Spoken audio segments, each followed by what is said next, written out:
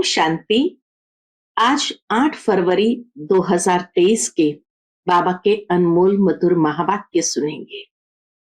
आज की मुरली में बाबा हम बच्चों को गॉडली स्टूडेंट्स के रूप में देख रहे हैं। बाबा कहे तुम गॉडली स्टूडेंट्स को बाबा ने ज्ञान की पूंजी दी है और इसीलिए जिसने भी इस ज्ञान की पूंजी को धारण किया है वो औरों को भी धारण कराए बिना रह नहीं सकते। नशे से सबको बाप का परिचय देते हैं। सृष्टि के आदि मध्य अंत को जान लेने से बाबा कहे तुम जानी जाननहार बन गए। अर्थात कि जो कुछ भी इस ड्रामा में हो रहा है उसको तुम अच्छी तरह से जानते हो और सर्व को समझाते हो कि क्यों ये हो रहा है। तो बाबा कहे तुम बच्चों को हर पल ये नशा रहना चाहिए, फलक रहनी चाहिए कि हम दूसरों को भी ये ज्ञान की पूंजी बांटे। तो सुनते हैं बाबा के मधुर महावाक्य। ओम शांति। मीठे बच्चे, तुम ब्राह्मण ही गॉडली स्टूडेंट हो। तुम्हें बाप ने रचता और रचना का ज्ञान देकर मास्टर जानी जाननहार बनाया है। अभी तुम सब कुछ जान जाते हो।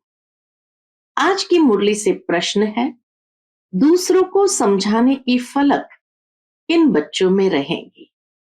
उत्तर, जिनके पास ज्ञान की पूंजी है, जो स्वयं हर बात को समझकर धारण करते हैं, वही दूसरों को फलक से समझा सकते हैं। तुम्हें फलक से सबको बाप का परिचय दे, उनसे वर्षा लेने की विधि बतानी है। आज की मुरली से पहले गीत बजा है, तकदीर जगाकर आई। ओम शांति। वास्तव में यह गीत गाने की जरूरत नहीं है, परंतु बहलाने के लिए यह आवाज करना पड़ता है। गीतों का भी आवाज करना पड़ता है। वास्तव में आत्मा को आवाज करने की दरकार नहीं। आत्मा तो आवाज से परे निर्वाण धाम जाने चाहती है। बहुत बाजे गाजे तालियां आदि सुनकर आत्मा थकी हुई है, इसलिए अब बाप को याद करती है। क्या कहती है? हे भगवान, मुझे ले जाओ। बच्चे जानते हैं यह बाप हमको समझा रहे हैं। जैसे घर में बाप और दादा दोनों बच्चे बच्चे कहते हैं। दादा ऐसे नहीं कहेंगे पौत्रे इधर आओ, दोनों ही कहेंगे बच्चे इधर आओ। बाप भी कहेंगे तो दादा भी कहेंगे। यहां तो बाप और दादा साकार और निराकार दोनों इकट्ठे हैं। वास्तव में सभी मनुष्य मात्र का यह बाप और दादा है। तो जरूर परम पिता परमात्मा को सृष्टि रचने आना पड़े। तुम्हारा नाम बहुत अच्छा रखा हुआ है। क्या रखा है? ब्रह्मा कुमार कुमारियां। आबू में भी यादगार बना हुआ है। क्या यादगार है? आबू में भी अधर देवी और कुमारी कन्या के मंदिर है। तो एक कन्या तो नहीं होगी ना, जरूर बहुत होंगे। दोनों का अलग अलग मंदिर है। अधर कुमारी किसको कहा जाता है, कुमारी कन्या किसको कहा जाता है, यह तो तुम ही जानते हो। यह है शिव शक्तियां। चाहे अधर कुमारी हो या कुमारी कन्या हो, बाबा कहे यह है शिव शक्तियां। अंदर बहुत बड़ा मंदिर बना हुआ है, बहुत कोठरियां हैं। तो मंदिर भी साक्षी देता है कि कुमारियां और अधर कुमारियां बहुत है। चित्र जो बनाते हैं वह भी यादगार है, जो होकर गए हैं। जैसे देवी देवताओं के चित्र है, जरूर होकर गए हैं। ये विश्व के मालिक थे, अब नहीं है। विश्व के रचता ने ही भारत को विश्व का मालिक बनाया। कैसे? विश्व का मालिक कैसे बनाया? अब प्रैक्टिकल बन रहे हैं। अभी कलयुग है, सतयुग है, एक आदि सनातन देवी देवता धर्म। कलयुग में अनेक धर्म और अनेक प्रजा का राज्य है।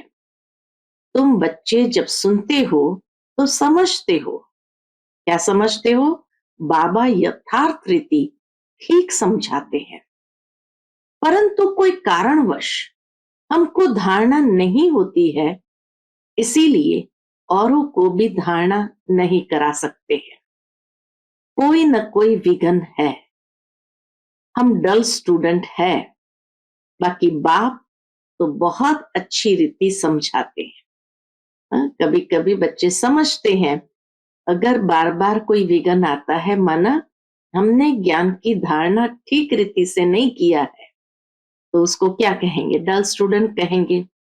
बाकी बाप तो बहुत अच्छी रीति समझाते हैं। अनेक मनुष्य, अनेक धर्म है। 5000 वर्ष पहले भारत स्वर्ग था।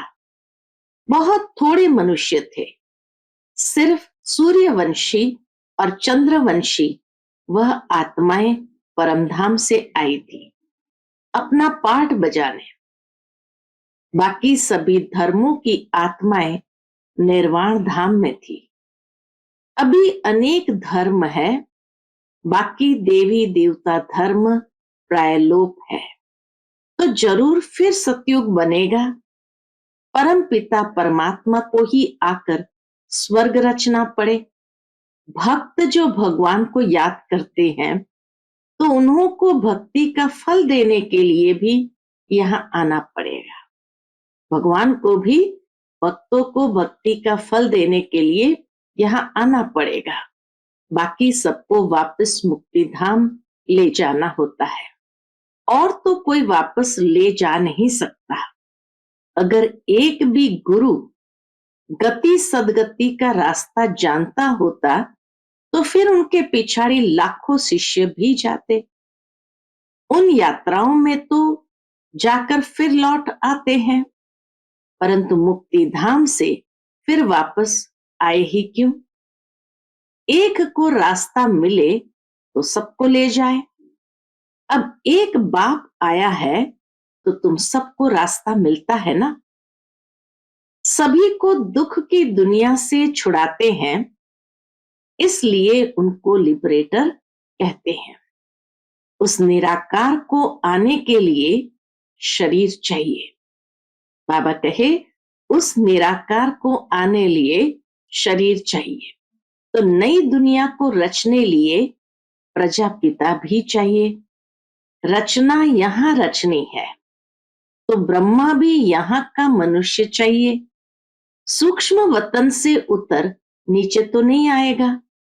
कहते भी है, अभी ब्रह्मा की रात है, तो ब्रह्मा मुख वंशावली की भी रात है। अब अंत में बाप आए हैं दिन करने। ब्रह्मा की रात पूरी होती है, तो बीके की रात भी पूरी होती है। प्रजापिता ब्रह्मा तो ठीक है, वास्तव में सभी मनुष्य आत्माओं का बाप परमात्मा को कहा जाता है। सभी उनको गॉड फादर, परम पिता परमात्मा कहते हैं। सेंसिबल मनुष्य जब गॉड फादर कहते हैं, तो कोई मनुष्य को याद नहीं करते। कोई तो कहते हैं वह ज्योति स्वरूप है, ब्रह्म है। ब्रह्मा विष्णु शंकर को तो ब्रह्म नहीं कहेंगे। तो पहले पहले परिचय देना है अपना, कि हम बीके हैं, ब्रह्मा कुमार कुमारियां हैं। ब्रह्मा को भी परमपिता परमात्मा रचते हैं।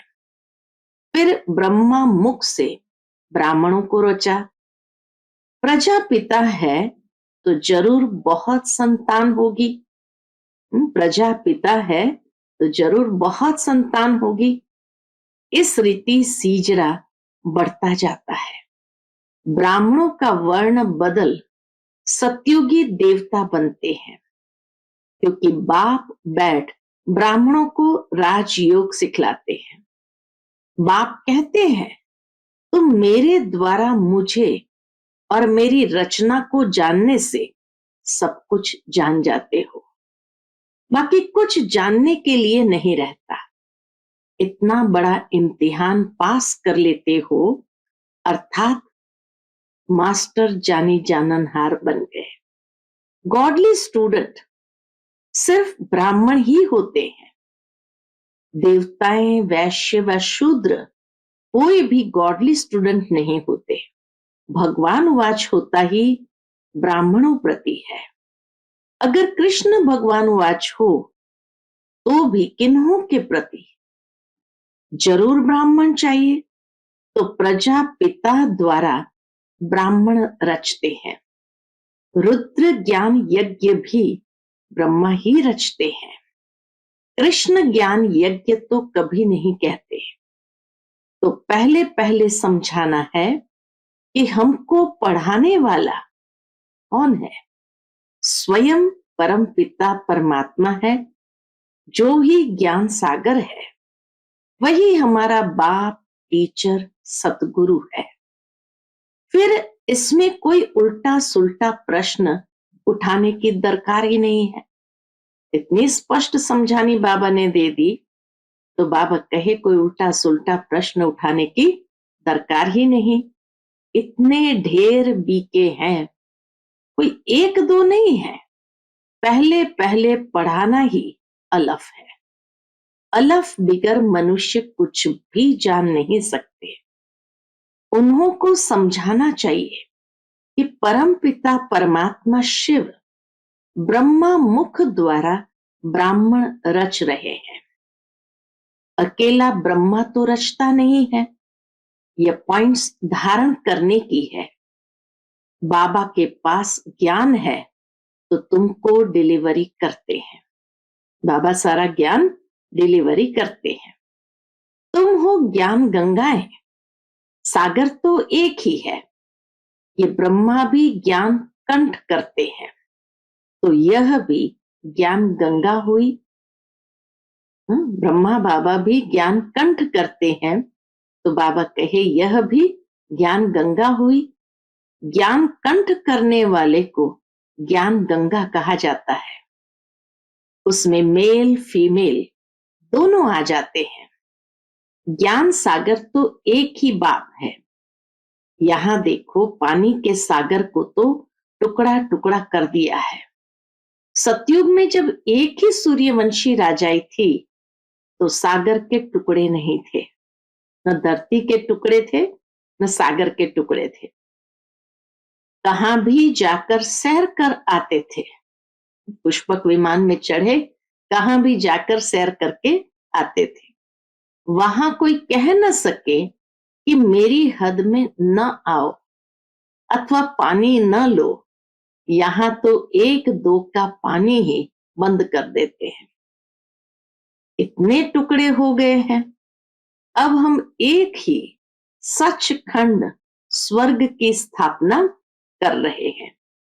बाप का भी विचार सागर मंथन होता है, तब तो समझाते हैं। ब्रह्मा भी कहेंगे सभी जीव आत्माएं हमारे बच्चे हैं। आदि देव अथवा आदम सभी का बाप है। ऐसे नहीं उस समय कोई मनुष्य नहीं थे, फिर आदम ने आदमी पैदा किए। नहीं, निराकार बाप को पहले जरूर आदम में आना पड़े, तब तो मुख वंशावली रचे। बाकी ऐसे नहीं कोई मुख से निकल आए, वह नासिका या पवन से पैदा हुए। ये सब है भक्ति की बातें। मनुष्य तो कच्छ मच्छ को भी पूछते रहते हैं। तो पहली पहली बात है कौन सी? कि आत्माओं का बाप कौन है? बाप का परिचय देना आवश्यक है। वह जरूर स्वर्ग रचता होगा। अब तो नरक है। अभी हम स्वर्ग के लिए राजयोग सीख रहे हैं। किसके द्वारा? परम पिता परमात्मा द्वारा, ब्रह्मा भी उन द्वारा पढ़ रहे हैं। परम पिता परमात्मा सभी आत्माओं का बाप है। ब्रह्मा जीव आत्माओं का बाप है। हम उनकी मुख वंशावली ब्रह्मा कुमार और ब्रह्मा कुमारियां हैं। हमको ज्ञान फिर भी ज्ञान सागर बाप ही देते हैं। हम श्रीमत पर चलते हैं, वह तो नामी ग्रामी है। ब्रह्मा की मत मशहूर है। ऐसे कभी नहीं कहा जाता कि विष्णु भी उतर आए तो भी तुम नहीं मानेंगे। इसके लिए कहा जाता, ये ब्रह्मा के लिए ही कहा जाता है। उनको ज्ञान देता है शिव। तुम भी श्रीमत पर चल श्रेष्ठ बनते हो। बाप समझाते हैं, क्या समझाते हैं? कि मैं आकर देवता धर्म की स्थापना करता हूं। यह जो आर्य समाजी इतने खिटपिट करते हैं, उनको बोलो तुम देवताओं को तो मानते नहीं हो, उनको खंडन करने वाले हो। हम हैं देवी देवता धर्म के। तुम्हारा धर्म अलग, देवी देवता धर्म अलग है। हर एक को फ्रीडम है, अपने धर्म में कुछ भी करे। तो किसी के लिए हम कुछ अटपटा या नेगेटिव बातें क्यों बोले? तो इसीलिए बाबा कहे ये आर्य समाजी वालों को भी समझाना चाहिए कि हर एक को फ्रीडम है, अपने धर्म में कुछ भी करे। मुसलमानों का धर्म अलग है। वो बहुत डिबेट करते हैं कि तुम ऐसे क्यों करते हो। वैसे हमारा धर्म आदि सनातन देवी देवता धर्म है, उसका ही प्रचार करते हैं। तुम इंटरफियर क्यों करते हो? उन्हों को भी युक्ति से समझाना है, उनसे डिस्कस करने की जरूरत नहीं, अर्थात उनसे आर्ग्यूमेंट करने की दरकार नहीं। उससे वह समझेंगे नहीं, डिस्कस करेंगे तो वो समझेंगे नहीं। जो भी कोई आए तो बाप का परिचय दो। हम बाप से वर्षा ले रहे हैं, तुमको भी लेना है तो आओ। बाप अमरलोक स्थापन कर रहे हैं, इसलिए तुमको पावन जरूर बनना पड़े।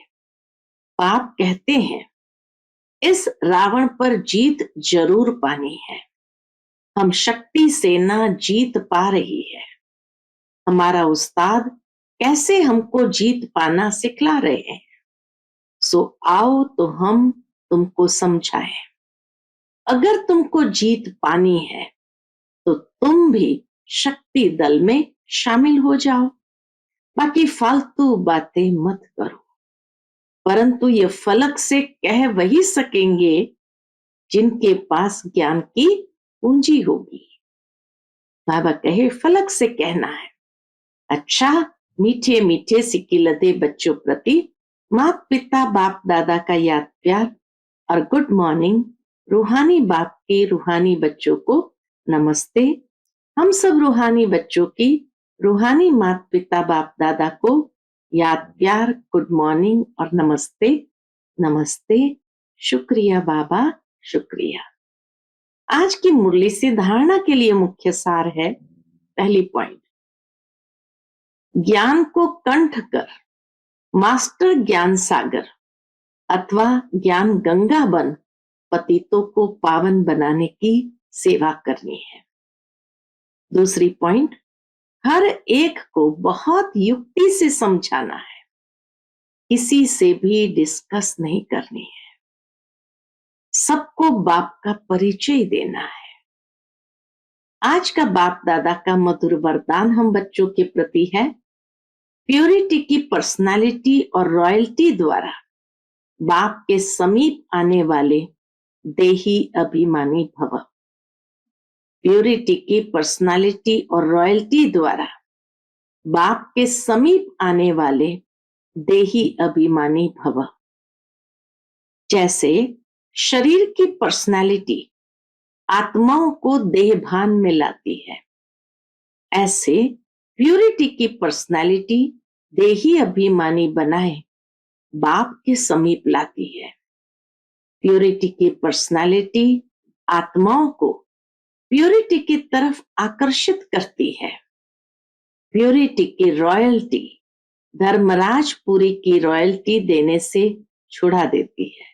प्यूरिटी की रॉयल्टी जब बाबा ने कहा, माना प्यूरिटी की सभ्यता, और धर्मराजपुरी की रॉयल्टी माना धर्मराजपुरी के फाइन से हमें छुड़ा देती है।